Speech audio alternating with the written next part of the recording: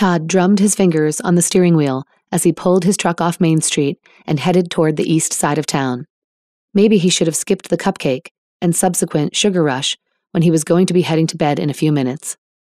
But driving past Kate's shop, seeing the lights on, he'd had the strong compulsion to stop by.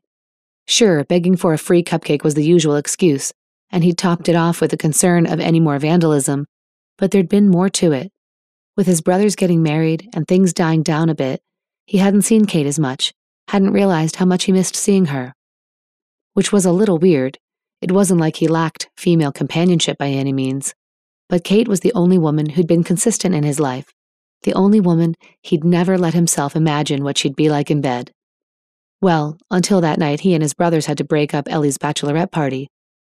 The memory stirred in his mind, almost like it was yesterday, not almost 5 months ago. Kate's soft, hesitant lips pressed against his in what could have only been an impulsive move. A drunken, impulsive move. It hadn't meant anything. 1 minute, he'd been lecturing her about hiring a stripper for the bachelorette party. The next, she was kissing him to shut him up. She shocked the hell out of him, and for a moment, his dick had taken over.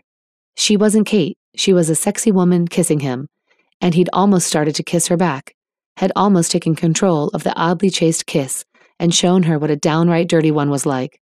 But then he'd remembered who she was.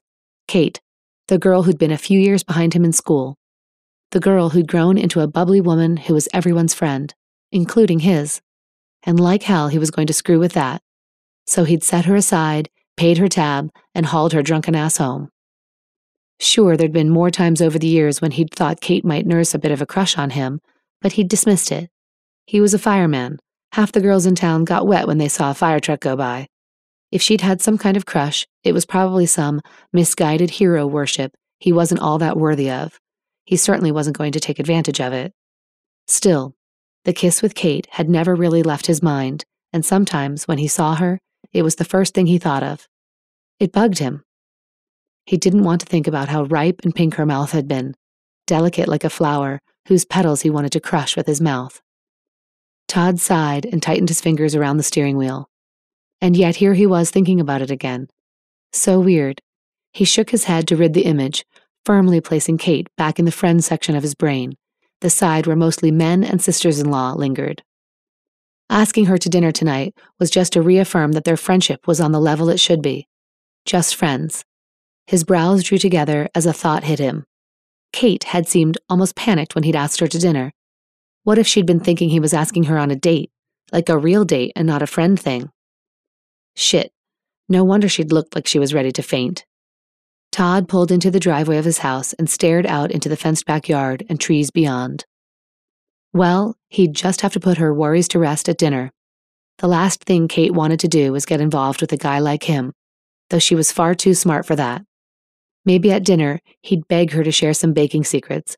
Tell her he wanted some tips on how to charm a girl, something like that. Yeah, that'd put Kate's nerves at ease. A yawn popped his jaw, and he opened his truck door and stepped down. If he was going to even make this dinner tonight, then he'd better get his ass to bed. Grabbing his bag, Todd headed inside the house where his bed awaited him.